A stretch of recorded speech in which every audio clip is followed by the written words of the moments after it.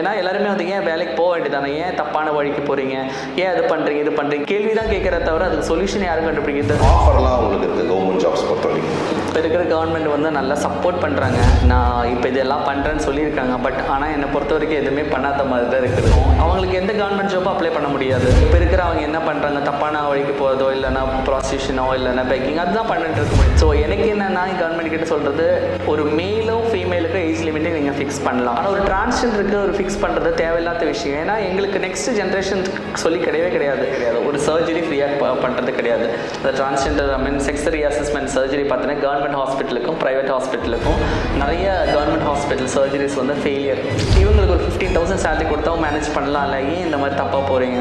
So கண்டிப்பாக manage பண்ண முடியாது. ஏன்னா நம்மளோட மந்த்லி வந்து மினிமம் வந்து அவங்க ஹார்மோன்ஸ் எடுக்கிறதுக்கு மினிமம் 5 to 6K ஆகும். ஒரு ரூம் ரெண்டு அதுக்கே ஆகிடும். அப்போ ஃபுட் ரிமைனிங் அவங்க என்ன பண்ணுவோம், again they will do a mistake. Transgender தெரிஞ்ச உடனே வந்து இல்லை இனிமேல் வீட்டுக்கே வராதிங்கன்னு சொல்லிட்டு தள்ளி விட, அது தயவு செஞ்சு பண்ணாதீங்க. நீங்கள் ஒரு டிரான்ஸ்ஜெண்டராக இருக்கும் நிறைய இடத்துல மக்கள் வந்து உங்களை ஒரு வித்தியாசமாக பார்த்துருப்பாங்க, உங்களை ஏளனப்படுத்திருப்பாங்க.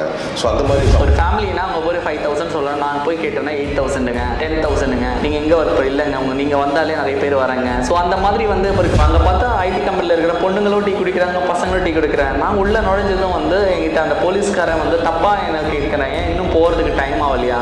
கொரியரில் போகும்போது பார்த்தீங்கன்னா அவங்க வந்து கிளாமராக ட்ரெஸ் பண்ணாலும் நார்மலாக ட்ரெஸ் பண்ணாலும் எல்லாருமே ஓகே, இவங்க மேலோ ஃபீமேலோ எந்த ஒரு சிரிக்கிறதோ கேலி பண்ணுறதோ எதுவும் இல்லை. நம்ம இந்தியா வந்து அது நிறைய விஷயம் இன்னொரு கண்ட்ரிலேருந்து லேர்ன் பண்ண வேண்டிய விஷயம் இருக்குது. நான் உண்மையிலேயே நான் ஃபீல் பண்ணியிருக்காது.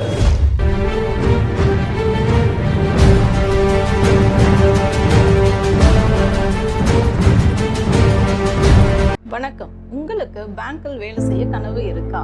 உங்களோட கிராஜுவேஷன் 50% மேல இருக்கா? உங்களுடைய வயசு 26க்கு மிகாமல் இருக்கா? உங்களோட கனவை நினைவாக்க ஐபிபி சென்னையில ஜாயின் பண்ணுங்க. பிரைவேட் பேங்க்ஸ்ல வேலையில சேருங்க. மேலும் விவரங்களுக்கு கீழே உள்ள இணையதளத்தை அணுகவும். மிஸ் சஞ்சனா அவர்களை த 7th Continent நியூஸ் சேனலுக்கு வரவேற்கிறோம். வணக்கம் சஞ்சனா. வணக்கம். ஸோ சஞ்சனா, இப்போது இந்த மாதிரி ஒரு டிரான்ஸ்ஜெண்டர் இருக்காங்க அப்படின்னா அவங்க ஐடி இண்டஸ்ட்ரிக்குள்ளே வரதுக்கு என்னெல்லாம் பண்ணலாம், என்னெல்லாம் அவங்களோட ஸ்டெப் எடுக்கலாம்? நீங்கள் உங்களோட டீம் லீடாக நீங்கள் அவங்களுக்கு ஒரு அட்வைஸ் பண்ணுங்க, கன்சல்ட் தான். ஃபர்ஸ்ட் ஆஃப் ஆல் வந்து பார்த்தீங்கன்னா இப்போ இருக்கிறவங்க வந்து அவங்களோட லெவல் பெஸ்ட் பண்ணாலே வந்து ஆர்கனைசேஷனுக்கு வந்து எப்படின்னா வேல்யூ ஆடட் கொடுத்தா தான் நான் வந்து ஓகே. இப்போ ஒரு டிரான்ஸ்ஜெண்டரை கொண்டு வந்திருக்காங்க, she is giving some inputs and she is giving some increasing productivity. அந்த மாதிரி ஏதாவது கம்பெனிக்கு ப்ராஃபிட்டாக ஏதாவது வந்து வேல்யூபிளாக திங்க் பண்ணாதான் நெக்ஸ்ட் அவங்க அந்த சேம் என்னோட கம்யூனிட்டியில் இருக்கிறவங்கள வந்து ஓகே அந்த மாதிரி எடுத்துக்கொண்டு. இப்போ நான் என்ன ஃபேஸ் பண்ணுறதுன்னா, என்னோட சைடில் வந்து இந்த நைட் ஷிஃப்ட் என்னை வந்து ஒரு லிமிட் தாண்டி போக முடியல. ஏன்னா எனக்கு தூக்கம் கரெக்டாக இல்லை. ஸோ அதனால் வந்து என்னோட லெவல் பெஸ்ட்டு என்னால் பண்ண முடியல. எப்படின்னா லைக் இப்போ நான் ஒரு ஒர்க் பண்ணுறேன், எனக்கு இந்த ப்ராஜெக்ட் கம்ப்ளீட் பண்ணி கொடுக்கணும் வித்தின் 1 வீக்குள்ளேனா எனக்கு அந்த நைட் ஷிஃப்ட் போகிறதுனால வந்து எனக்கு நிறைய ஹெல்த் இஷ்யூஸ் இருக்குது. நம்பர் ஆஃப் எக்ஸ்கியூசஸ் நான் என்ன பாஸ் கேட்க வேண்டியதாக இருக்கேன். என்னால் கரெக்ட் டைம் கொடுக்க முடியல. ஸோ என்னோட சைடில் என்னென்னா, இப்போ அது யூகே ஷிஃப்ட்டோ டே ஷிஃப்ட்டோ கொடுத்தேன்னா I can do my best லெவலில் நான் திங்க் பண்ணுறேன் என்னோட எக்ஸ்பீரியன்ஸ்லேருந்து. பிகாஸ் எனக்கு ஆட்டோமொபைல் இண்டஸ்ட்ரி நான் நைட் ஷிஃப்ட் போனதே கிடையாது.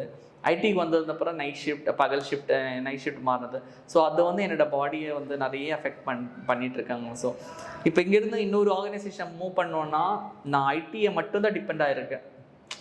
வேறு வந்து நான் படித்தது வந்து பிடெக் மெக்கானிக்கல் இன்ஜினியரிங். நான் work experience more then 8 to 9 years எனக்கு வந்து பார்த்தீங்கன்னா ஆட்டோமொபைல் இண்டஸ்ட்ரி. அந்த எக்ஸ்பீரியன்ஸ் எல்லாமே 0 பண்ணி தான் நான் ஐடியிலேருந்து ஸ்டார்ட் பண்ணேன். ஸோ அதுவும் எனக்கு வந்து ஏன்னா அந்த டைமில் தான் 8 years பேக்கெல்லாம் பார்த்தீங்கன்னா யாருமே வந்து வேலை செய்கிறவங்க ரொம்ப கம்மி. ஐடிஎம் டிரான்ஸ்ஜெண்டர்ஸ் பார்த்தீங்கன்னா ரொம்ப சேலஞ்சிங்காகவும் இருந்தது. ஆனால் வந்து எனக்கு ஆப்ஷன்ஸ் ரொம்ப லிமிட்டடாக இருந்தது. இப்போது வந்து என்னோடய எக்ஸ்பீரியன்ஸ் அதிகமாக இருக்குது, ஆப்ஷன்ஸ் இன்னும் கம்மியாக இருக்குது. எனக்கு பிடிச்ச வேலை நான் செய்யாமல் இருக்கிற மாதிரி எனக்கு தோணும். பிகாஸ் எனக்கு பிடிச்சது வந்து மேனுஃபேக்சரிங் ஃபீல்டு தான். ஒர்க் பண்ணுறது வந்து logistics, supply chain management. So வந்து இப்போ வந்து இந்த மக்களுக்கோசம் இல்லை இந்த உலகத்துக்கோசம் நான் என்னோட டைவர்ஷன் கொண்டு போன மாதிரி இருக்குது எனக்கு. ஏன்னா எனக்கு ஆப்ஷன் இல்லை, என் அப்பா அம்மா பார்த்துக்கலாம். எல்லாரும் இந்த பிடெக் படிச்ச எல்லாருக்குமே அதே தானே. அது மேலே இருந்தாலும் சரி, ஃபீமேலாக இருந்தாலும் சரி, டிரான்ஸ்ஜெண்டராக இருந்தாலும் சரி, அவங்க பிடிச்ச வேலையை அவங்க பண்ண முடியல. எல்லாருக்குமே என்ன வேலை கிடைக்குதோ அந்த வேலையை செஞ்சுட்டு போகிறாங்க இல்லையா? அதுதான் ஆயிடுச்சு. இப்போ ஒரு மேலோ ஃபீமேலுக்கு பார்த்தா ஆப்ஷன்ஸ் ஆர் மெனி. நான் எங்கே வேணால் இப்போ நான் ஒரு மெயிலாக இருக்கேன் இல்லைன்னா ஃபீமேலாக இருக்கேன்னா நான் எங்கே வேணாலும் நான் வேலை செஞ்சு ரெடியாக இருக்கேன். ஆனால் எனக்கு அந்த ஆப்ஷன் இல்லையே. நான் எங்கே எல்ஜிபிடி பாலிசி இருக்குது அங்கே மட்டும்தான் நான் போய் சர்ச் பண்ண முடியும். இப்போ நான் வந்து இப்போ ஃபோர்ட் கார் கம்பெனியில் எனக்கு ஜாப் வேணும்னு சொல்லி எனக்கு ரொம்ப பிடிச்ச கம்பெனியாக போனேன்னா டிரான்ஸ்ஜெண்டருக்கு இல்லைங்க, மேல் ஃபீமேல்னா ஓகே அந்த மாதிரி டைரெக்டாகவே சொல்கிறாங்க. அது அந்த ஆப்ஷன் எனக்கு கிடையாதுல்ல. இப்போ ஒரு பொண்ணு பையனா இப்போ நான் வந்து நௌகரியில் பார்க்குறேன் இவ்வளோ வேகன்சிஸ் இருக்குன்னா ஜஸ்ட் லைக் தான் எனக்கு அப்ளை பண்ணலாம். இப்போ டிரான்ஸ்ஜெண்டர்னா நான் அப்ளை பண்ணுறது பிரச்சனை கிடையாது. அவங்க வந்து லிஸ்ட் அவுட் பண்ணும்போது டிரான்ஸ்ஜெண்டர்னா அவங்க just like that they are removing. என்னோட ப்ரொஃபைலில் கண்டிப்பாக அந்த கார்னரில் இருக்கும் டிரான்ஸ்ஜெண்டர்னு சொல்லிட்டு, இல்லைனா மேல் ஆர் ஃபீமேலாக அதர்ஸில் நான் கிளிக் பண்ணியிருக்கோம். ஸோ அது பார்த்தே அவங்க வந்து என்னை சார்ட் அவுட் பண்ணி ரிமூவ் பண்ணி இன்னொருத்தருக்கு அந்த வாய்ப்பு கொடுக்கும்போது இட்ஸ் ரியலி ஹர்ட்டிங்.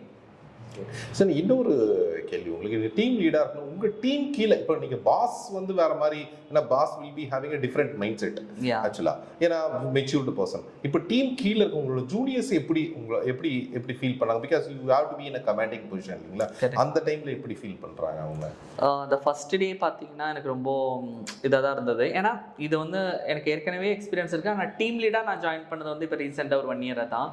அந்த டைமில் பார்த்தீங்கன்னா எப்படி என்னோடய கொலீக்ஸ் எப்படி அவங்க அக்செப்ட் பண்ணும் தெரியல எனக்கு. பட் என்னோட இன்ட்ரடக்ஷன் நல்லா இருந்ததா இல்லை அவங்க வந்து நாலேஜபிளாக இருக்கான்னு தெரியல. எங்களுக்குள்ளே எந்த ஒரு மிஸ் அண்டர்ஸ்டாண்டிங்கும் இல்லை. தே ஆர் ட்ரீட்டிங் வெரி குட்டாக. அவங்க வந்து ஆக்சுவலி அதை என்ன நான் சொல்ல வரேன்னா, ஒரு 10 வருஷம் இருக்கிற ஜென்ரேஷன் கிடையாது. இப்போது எல்லாருக்குமே வந்து பிடிக்கும். இவங்களுக்கு வந்து சிச்சுவேஷன் தான். இப்போது ஒருத்தவங்க என்கிட்ட ஃபேமிலியோட இருக்கும்போது என்கிட்ட பேசுறது கொஞ்சம் தயவு, இவங்க வந்து பேசினா என் அப்பா அம்மா தப்பாக நினைப்பாங்களோ, என் தங்கச்சி தப்பாக நினைப்பாங்களோ, என்னோட ஒய்ஃப் தப்பா. ஸோ அந்த மாதிரி வந்து, ஆனால் ஆஃபீஸில் அந்த மாதிரி கிடையவே கிடையாது. அந்த கல்ச்சர் வந்து கார்பரேட்டில் வந்து வெல் அண்ட் குட்டாக இருக்கேன். அங்கே மேல் ஃபீமேல் டிரான்ஸ்ஜெண்டர் எதுவுமே இல்லை. அதுங்க ஒர்க்கு ஜாப் கொடுத்து ஜாப் கொடுக்கணும், அவ்வளோதான். ஸோ அதனால் வந்து அந்த மாதிரி எந்த இதுவும் நான் ஃபீல் பண்ணேன். They are very supportive. எனக்கு அது ரொம்ப ஹாப்பியாக இருந்தது. So now you are in a very comfortable position. Yeah. Not only you, the people like you all in a comfortable position right now.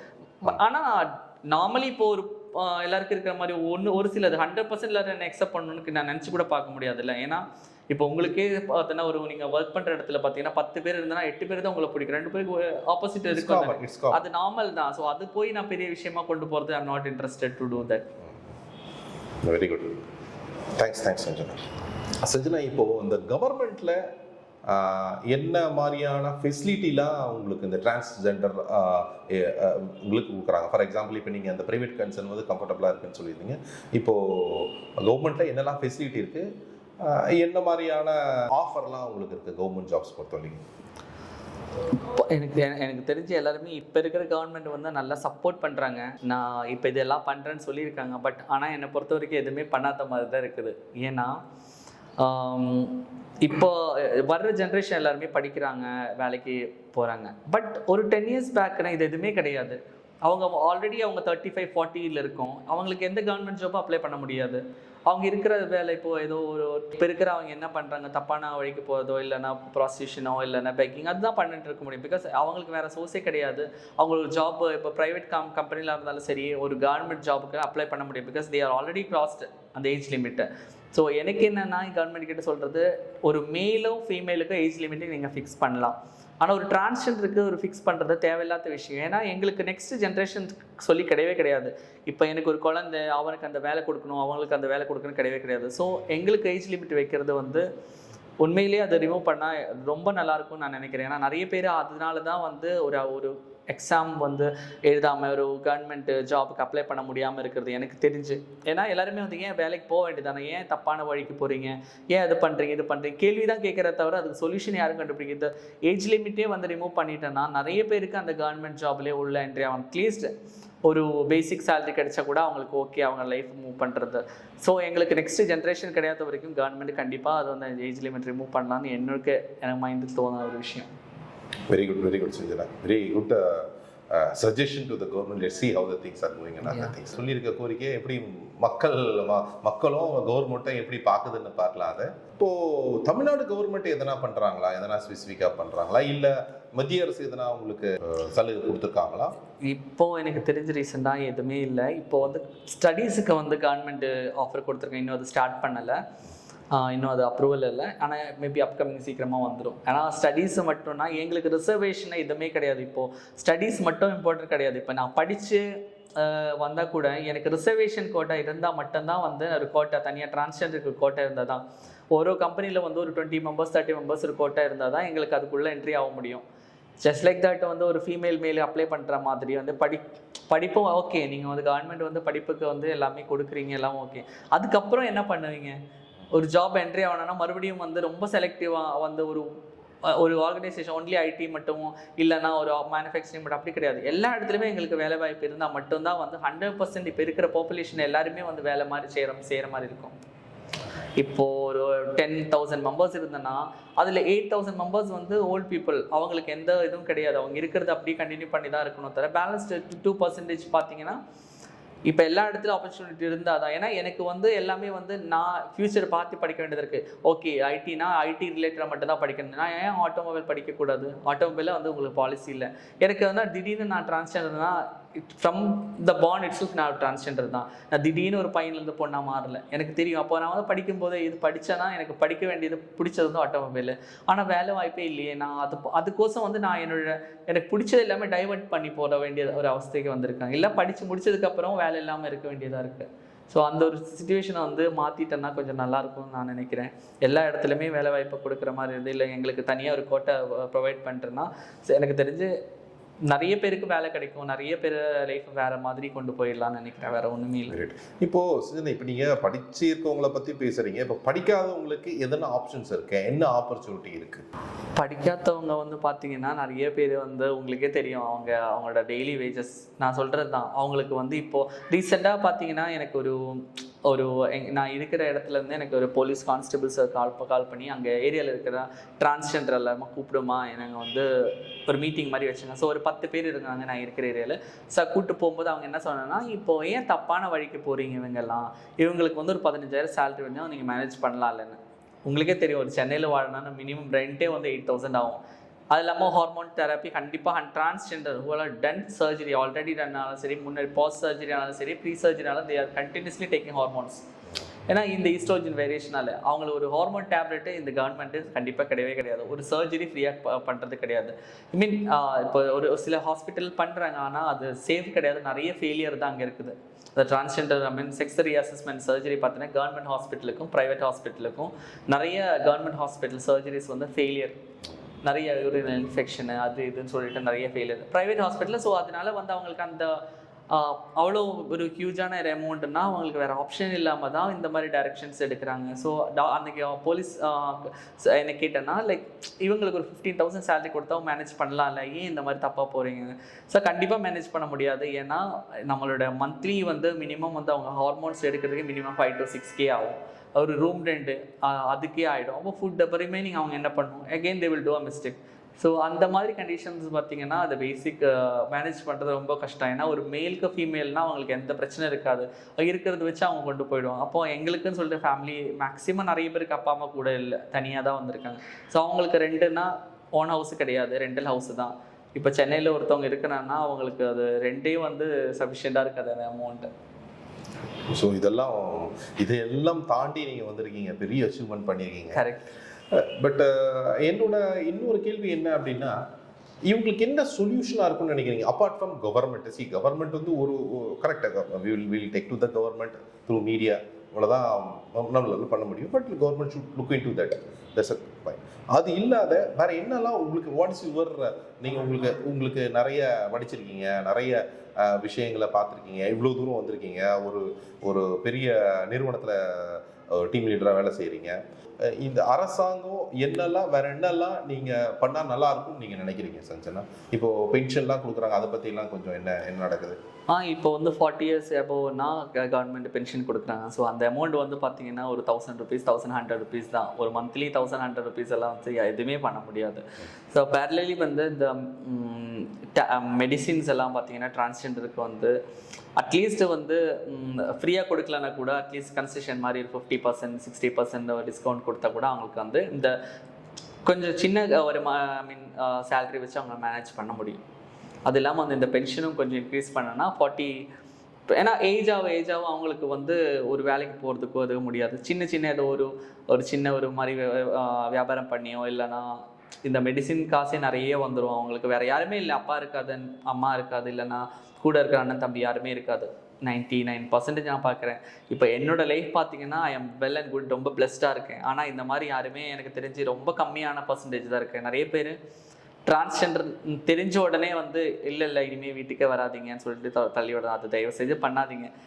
அது ஆனால் கூட ஒரு சிலருக்கு இன்னும் அந்த அவேர்னஸ் இல்லாதனால இன்னும் அது அக்செப்ட் பண்ணாமல் வீட்டு விட்டு வெளியே துரத்துறவங்க நிறைய பேர் இருக்காங்க. ஸோ அந்த மாதிரி செய்கிற கண்டிஷனில் அவங்களுக்கு இன்கம் பார்த்தீங்கன்னா கவர்மெண்ட் கண்டிப்பாக ஒரு 30% to 40% சப்போர்ட் பண்ணால் மட்டும்தான் அவங்க வந்து ஸ்ட்ரெயிட் டைரெக்ஷன், நல்ல ஒரு டைரெக்ஷனில் போக முடியும்னு நான் நினைக்கிறேன். Okay, thanks Sanjana. சஞ்சனா, இப்போது நீங்கள் ஒரு டிரான்ஸ்ஜெண்டராக இருக்கும் போது நிறைய இடத்துல வந்து மக்கள் வந்து ஒரு வித்தியாசமாக பார்த்துருப்பாங்க, உங்களை ஏளனப்படுத்தியிருப்பாங்க. ஸோ அந்த மாதிரி சம்பவங்கள் எதனா இருக்காங்களா? கண்டிப்பாக. ஏன்னா நான் இப்போ இருக்கிற வீடு பார்த்தீங்கன்னா வலசர பக்கத்தில் இருக்கேன். இதுக்கு முன்னாடி இருக்கிற ஒரு வீடு வந்து அவங்க வந்து அங்கே கன்ஸ்ட்ரக்ஷன் ஆரம்பிக்கிறனால இன்னொரு வீடு நான் தேட விடும்போது ஒரு மோர் தென் ஒரு 20-30 வீடு நான் ஏறி இறங்கினேன் எனக்கு வீடு வேணும்னு சொல்லிட்டு. அது யாருமே வந்து அந்த ஒரு வீடு நான் ஒரு ஒர்க் பண்ணுறேன், நான் ஐடி கார்டு கொடுத்துட்டு கூட அவங்க என்ன சொல்கிறேன், இதெல்லாம் வந்து கம்ப்யூட்டர் சென்டரில் போனாலே ரெடி பண்ண முடியும், நான் நீங்கள் எல்லாம் ஒர்க் பண்ண மாட்டேங்க, அந்த நம்பிக்கையே இல்லாமல் ஒரு சர்டிஃபிகேட் எடுத்து காமிச்சா கூட, இல்லைன்னா ஒரு ஐடி கார்டு எடுத்து காமிச்சா கூட மக்கள் அக்செப்ட் பண்ண மாட்டேங்க. எல்லாருமே வந்து திருநங்கையை வதிக்கிறாங்க. இப்போ ஒரு கோயிலுக்கு போனாலும் சரி, இப்போ எங்களை வந்து ஆசீர்வாதம் வாங்கணும், அந்த விஷயத்துலலாம் வந்து பக்காவாக இருக்குங்க. இப்போ எங்களுக்குன்னு சொல்லிட்டு ஒரு உதவி வந்து கேட்குறேன், எங்களுக்கும் ரெண்ட் கொடுங்க, நாங்களும் அதே ரெண்டு தான். இப்போது ஒரு ஃபேமிலினா அவங்க போய் 5,000 சொல்லலாம், நாங்கள் போய் கேட்டோன்னா 8,000ங்க 10,000ங்க, நீங்கள் எங்கே ஒர்க் பண்ண இல்லைங்க, நீங்கள் வந்தாலே நிறைய பேர் வராங்க. ஸோ அந்த மாதிரி வந்து இப்போ இருக்கும்போது நம்ம ஏன் இவங்க இன்னும் அக்செப்ட் பண்ண மாட்டேங்க. இப்போ நான் இவ்வளோ கஷ்டப்பட்டு ஒரு இடத்துல ஒர்க் பண்ணிகிட்ருக்கேன், எனக்கே இந்த நிலைமைன்னா ஒரு ஒர்க் பண்ணாமல் ஏதோ ஒரு வேலை செய்கிறவங்களுக்கு எந்த நிலைமை இருக்குன்னு நான் உண்மையிலே நான் ஃபீல் பண்ணேன். அது அந்த ஒரு அவேர்னஸ் எல்லாருக்குமே வந்து இவங்களுக்கு ஒரு ஹியூமனாக மதிச்சு எல்லாருக்கும் கொடுக்குற ரெஸ்பெக்ட் எங்களுக்கு கொடுத்தா கொஞ்சம் நல்லாயிருக்கும். நான் என்னோடய லைஃப்பில் நான் கற்றுக்கின ஒரு விஷயந்தான். ரொம்ப ஹர்ட்டான அந்த வீடு விஷயம். நான் ரெண்டல் வீடு கிடைக்காம அலைஞ்சிட்டு அவங்க நான் சொல்லிட்டும் அவங்க புரியல, இல்லை கிடையவே கிடையாது, நான் ஒரு ஐடி கம்பெனியில் தான் ஒர்க் பண்ணுறேன்னு சொல்லிட்டு கூட இல்லை நான் வேணா ஐடி கார்டு காமிக்கிறேன் எல்லாத்தையும் காமிக்கிறேன்னு சொல்லிட்டு அவங்க அக்செப்ட் பண்ணவே இல்லை. ஏன்னா இங்கே ஏற்கனவே வந்தவங்க வந்து அப்படி தான் சொன்னாங்க, நான் அவங்க ஒர்க் எல்லாம் பண்ணலன்னு சொல்லி. எனக்கு அது வந்து ஒரு ரிவெஞ்சாக இருந்தது. அது ஆக்சுவலி பார்த்தீங்கன்னா அது ரொம்ப டிஸ்கிரிமினேஷன். அது இல்லாமல் இன்னும் அடிஷ்னலாக சொல்லணும்னா இப்போது ஒரு மெயிலோ ஃபீமேலோ, இப்போ நான் ஒரு ஐடி கம்பெனியில் ஒர்க் பண்ணுறேன், எனக்கு நைட் ஷிஃப்ட் தான், என்னோட ஷிஃப்ட் முடியுது ஏர்லி மார்னிங் 2 to 3 o'clock தான். அந்த டைமில் நான் கேப்லேருந்து வெளியே வரேன், ஐடி கார்டோட கூட வந்தால் கூட மக்கள் பார்க்குற விதம் வேறு, இன்க்ளூடிங் போலீஸ். என்கிட்ட போலீஸே கேட்குறாங்க. இப்போ ஒரு நாள் வந்து நான் ஷிஃப்ட் ஒர்க் ஃப்ரம் ஹோமில் இருந்து டீ குடிக்கிறதுக்கு பக்கத்தில் அங்கே பார்த்தா ஐடி கம்பெனியில் இருக்கிற பொண்ணுங்களும் டீ குடிக்கிறாங்க, பசங்களும் டீ குடிக்கிறாங்க. நான் உள்ளே நுழைஞ்சதும் வந்து என்கிட்ட அந்த போலீஸ்காரன் வந்து தப்பாக என்ன கேட்குறேன், ஏன் இன்னும் போகிறதுக்கு டைம் ஆகலையான்னு. ஸோ அதெல்லாம் பார்த்தீங்கன்னா எனக்கு இப்போ 24 hours நான் வந்து என்னோட கம்பெனியோட ஐடி கார்டு எடுத்து சுற்ற முடியாது. இல்லை நான் சொல்ல தான் முடியும் நான் ஒர்க் பண்ணிகிட்டு இருக்கேன்னு, இல்லை ப்ரொஃபைல் காமிக்க. ஸோ அந்த மாதிரி வந்து இப்போ நீங்கள் தான் ஒரு ரோல் மாடலாக இருக்கணும். இந்த போலீஸ் எல்லாம் பார்த்தீங்கன்னா நீங்கள் தான் ரோல் மாடலாக இருக்கணும். அவங்களே இந்த மாதிரி நம்மளை ஹர்ட் பண்ணும்போது ஸோ கண்டிப்பாக அது ரொம்ப அவங்களுக்கு நிறைய ஒரு அவேர்னஸ் ப்ரோக்ராம் கொடுக்கணும். எல்லாரும் ஒரே கண்ணில் பார்க்குற மாதிரி இருக்காங்க. ஸோ மக்களுக்கு ஓகே நாலேஜ் இல்லாமல் இருக்கலாம், ஆனால் போலீஸ்ன்னு சொன்னால் அவங்க ஆக்சுவலி வந்து நிறைய விஷயத்தில் அவங்க ஒரு ரோல் மாடலாக இருக்குன்னு நான் நினைக்கிறேன். அது எனக்கு பேட் எக்ஸ்பீரியன்ஸ் நிறைய வாட்டி நடந்திருக்கு, ஒரு வாட்டியில் நிறைய வாட்டி நடந்திருக்கு. ஆன் சைட் எங்கே போயிருக்கீங்க நீங்கள்? போயிருக்கேன். அப்போ உங்களோட எக்ஸ்பீரியன்ஸ் எப்படி இருந்து, அங்கே எப்படி இருந்து, நம்ம இந்தியாவில் எப்படி பார்க்குறாங்க, இப்போ வெளிநாட்டில் வந்து? ஆக்சுவலி வந்து நான் இதுக்கு முன்னாடி இந்த ஆர்கனைசேஷன் பார்த்தீங்கன்னா கொரியாவுக்கு ட்ரைனிங் அனுப்பிச்சாங்க, ஒரு 15 days ட்ரைனிங். அங்கே பார்த்தீங்கன்னா இங்கே வந்து நான் இப்போ வெளியில் இறங்கினாலே வந்து மக்கள் எல்லாருமே என்ன நோட் பண்ணுறாங்க, அது எதுனாலும் தெரியல. பட் நானே நினச்சிப்பேன் I am looking good, that is the reason they are வாட்சிங். அவங்க பார்க்குறது என்ன, நான் அழகாக இருக்கேன் அவங்க பார்க்குறேன்னு சொல்லி நான் என்னே ஒரு இதை கொண்டு போவேன். இல்லைனா எனக்கு அது கோவம் வந்துடும், ஏன் என்ன பார்க்குறேன்னு கேட்பாங்க. ஸோ அது வந்து என்னோட லைஃப் எக்ஸ்பீரியன்ஸ்லேருந்து நான் கற்றுக்கினது. அவங்க சிரிக்கட்டும், அவங்க கிண்டல் பண்ணுறோம், அது அவங்களுடைய நாலேஜ் இல்லாத அவங்க பண்ணுறாங்கன்னு சொல்லிட்டு. பிகாஸ் அது எல்லாருக்குமே இருக்கணும் தெரியாது, ஏன்னா ஸ்டேஜ் பை ஸ்டேஜாக இயர் எக்ஸ்பீரியன்ஸ் அது மாறும்னு நினைக்கிறேன். பட் இப்போ எனக்கு அது கிடையாது. ஆனால் நான் வந்து இன்னொரு கண்ட்ரி, நான் கொரியா தான் போயிருக்கேன், வேறு எந்த கண்ட்ரி நான் போனதில்லை. ஆனால் கொரியாவில் போகும்போது பார்த்திங்கன்னா அவங்க வந்து எனக்கு என்னென்னா ரொம்ப டிஃப்ரெண்ட்டாக இருந்தது. இப்போ நான் ரோட்டில் வந்து எப்படி போனாலும் வந்து யாருமே என்னை வாட்ச் பண்ணவே இல்லை. அப்போ எனக்கு ரொம்ப ஹாப்பியாக இருந்தது. நான் எவ்வளோ கிளாமராக ட்ரெஸ் பண்ணாலும் நார்மலாக ட்ரெஸ் பண்ணாலும் எல்லாருமே ஓகே இவங்க மெயிலாக ஃபீமேலாக ஏதோ ஹியூமனாக மதித்து நமக்கு ரெஸ்பெக்ட், எதுக்கும் வந்து ஒரு சிரிக்கிறதோ கேலி பண்ணுறதோ எதுவும் இல்லை. அந்த இது வந்து ரொம்ப குட் எக்ஸ்பீரியன்ஸாக இருந்தது. அது வந்து கண்டிப்பாக நம்ம ஊருக்கு கற்றுக்கணும். நம்ம இந்தியா வந்து அது நிறைய விஷயம் இன்னொரு கண்ட்ரிலேருந்து லேர்ன் பண்ண வேண்டிய விஷயம் இருக்குது. நான் உண்மையிலேயே நான் ஃபீல் பண்ணியிருக்காது. இப்போது உங்களுக்கு வந்து நிறைய சுய உதவிக்குழு, நிறைய இந்த ட்ரஸ்ட்டுலாம் இருக்கீங்களா, அந்த மாதிரி அறக்கட்டளையிலேருந்து எதனா உங்களுக்கு உதவி எதனா வருதா? உங்களுக்கு இல்லை உங்களை மாதிரி மக்களுக்கு எதனா உதவி வருதா? எந்த அறக்கட்டளை அது மாதிரி பண்ணுறாங்க அப்படி இருந்தாலும்? இப்போ நிறைய இப்போ கோவிட் டைம்லலாம் பார்த்தீங்கன்னா நிறைய பேர் வந்து டொனேஷன் அமௌண்ட்டு ப்ரொவிஷன்ஸ் அந்த மாதிரி ப்ரொவைட், ஆனால் எல்லா மக்களுமே அது ரீச் ஆகுதான்னு நம்மளால தெரியல. கிடைச்சி இப்போ எனக்கு கிடைச்சா எனக்கு மட்டும்தான் கிடைச்சிட்டு இருக்கேன், எனக்கு இன்னொரு பொறுத்தவங்களுக்கு கிடைக்காம இருக்கிறேன். அதை வந்து மானிட்டர் பண்ணுறதுக்கும் இது பண்ணுறதுக்கும் எனக்கு தெரிஞ்சு யாருமே இல்லை. இப்போ 100 பேர் டிரான்ஸ்ஜெண்டர் கொடுக்குறாங்க, ஆனால் கொடுக்குறாங்க. அதுலேயே வந்து நிறைய வந்து உங்களுக்கு தெரியும்ல, இப்போ ஒரு 10 lakhs கொடுக்கணும், அந்த 10 lakhs மக்களுக்கு போய் சேர்றது கிடையாது என்னை பொறுத்த வரைக்கும். இப்போ 100 பேர்னா அந்த 100 பேருக்கும் ஈக்குவலாக டிஸ்ட்ரிபியூட் பண்ணி அவங்களுக்கு ரீச் ஆகணும், அது கண்டிப்பாக கிடையாது. ஏன்னா நம்ம போய் கேட்கவும் முடியாது, கேட்டோன்னா இன்னும் வருமா வெயிட் பண்ணுங்க அப்படி தான் சொல்கிறாங்க தவிர. பிகாஸ் எனக்கெல்லாம் பார்த்தீங்கன்னா நிறைய அது வந்து கிடைச்சே கிடையாது. ஏன்னா நீ ஒர்க் பண்ணுறல அப்படி சொல்லி அதிலே க்ளோஸ் பண்ணுறாங்க. ஸோ அதனால வந்தால் நான் வாங்கிப்பேன் தவிர நானாக போய் கேட்டேன்னா நீங்கள் ஒர்க் பண்ணுறல அது சொல்லிட்டு க்ளோஸ் பண்ணிட்டேங்க. ஆனால் வந்து எல்லாருக்குமே வந்து அது ரீச் ஆகுதா இல்லையான்னு வந்து கண்டிப்பாக தெரியவே தெரியாது. வாழ்க்கையில் வந்து இந்த மாதிரி அச்சீவ் பண்ணணும், நான் இந்த மாதிரி லைஃப்பை லீட் பண்ணணும் அப்படின்னு ஒரு எதனா உங்களுக்கு ஒரு கோல் இருக்கு இல்லைங்களா? அந்த மாதிரி என்ன கோல் உங்களுக்கு செஞ்சலாம்?